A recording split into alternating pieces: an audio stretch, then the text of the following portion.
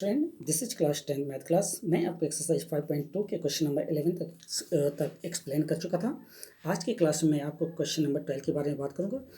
जो question given है, two APs have the same common difference, the difference between their 100th term is 100। What is the difference between their 1000 term? यानी APs have same common difference, यानी दो AP हैं जिनका common difference भी same है और दोनों के 100th वैल्यू टर्म पर दोनों के बीच का डिफरेंस 100 होता है। तो 1000 टर्म पर डिफरेंस क्या होगा? तो हम देखते हैं। Let two APs are A and B. पहला एपी हम मानते हैं ए और दूसरे को मानते हैं बी, और कॉमन डिफरेंस यानी डी हमने माना क्या, तो 100 मानते हैं। तो A N equal to A plus N minus one D और B N equal to B plus N minus one D. तो नाउ अब ए 100 के लिए, तो now A 100 minus B 100 equal to A one minus B one. तो value क्या था? 100 given था क्योंकि डिफरेंस 100 था। अब हम करते हैं फॉर ए 1000 के लिए, तो A 1000 minus B 1000 equal to A one minus B one होता है।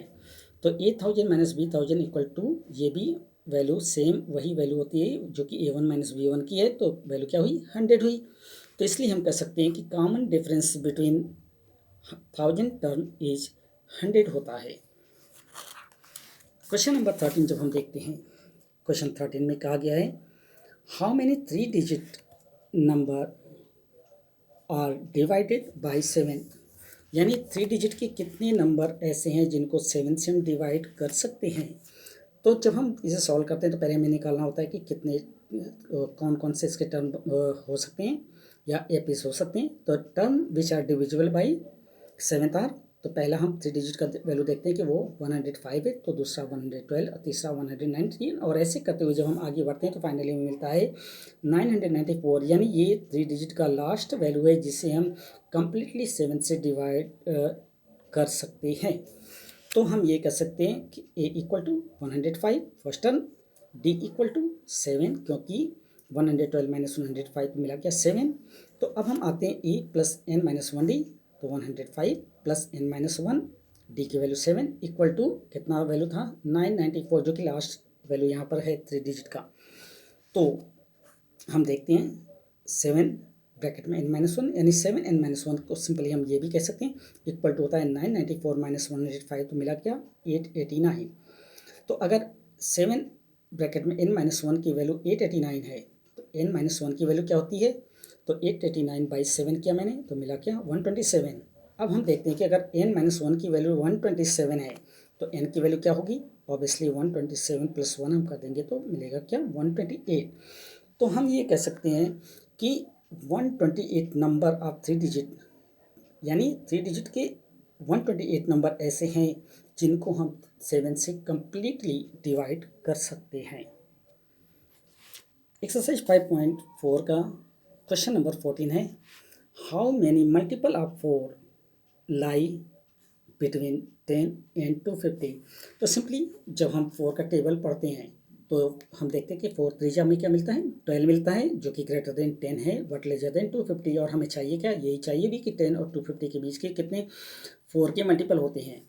तो let 12 is the first term which is multiple of 4 between 10 and 250, और 248 इज लास्ट टर्म, यानी 250 को जब हम 4 से डिवाइड करते हैं तो हमें मिलता क्या है? 248, रिमाइंडर बचता है 2, इसलिए हम लास्ट वैल्यू क्या मानते हैं? 248 को मानते हैं। तो ए एन की वैल्यू हमारी हो गई 248, ए की वैल्यू हमारी 12 हो गई और डी हमें मिल गया 4। तो अब हम देखते हैं कि A N equal to A plus N minus one D. तो ए एन की वैल्यू 248 इक्वल टू 12, ए की value plus N minus one और 4 है डी की वैल्यू। तो for 4 N minus one equal to 248 minus 12 किया तो आ गया कितना? 236।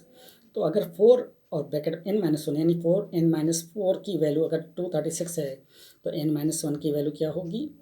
तो जब हम 236 को 4 से डिवाइड करते हैं तो हमें मिलता है 59, यानी एन माइनस वन की वैल्यू अगर 59 है तो एन की वैल्यू क्या होगी? 59 प्लस वन यानी 60 होती है।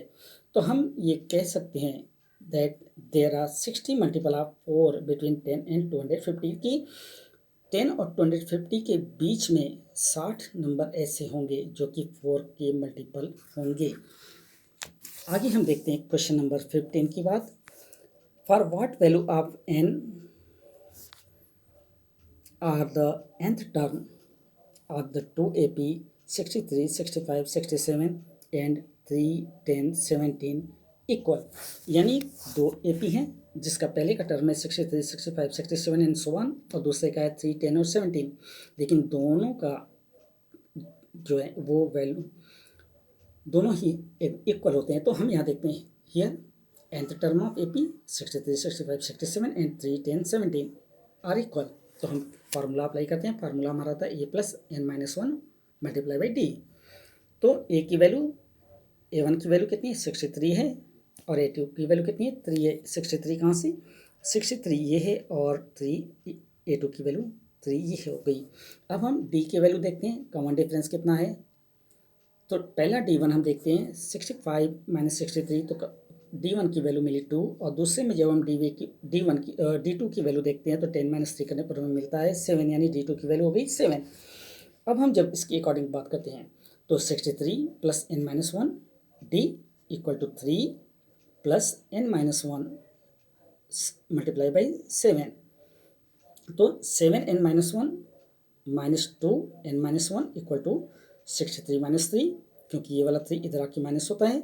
तो अब क्या मिला, अब 7 में से 2 गया तो बचा क्या 5 ब्रैकेट में n-1 इक्वल टू 60। तो 5n-1 इक्वल टू अगर 60 है तो n-1 की वैल्यू क्या होगी, तो 60 को हम 5 से डिवाइड कर देंगे तो मिल जाएगा हमें 12, यानी n-1 की वैल्यू हो गई 12।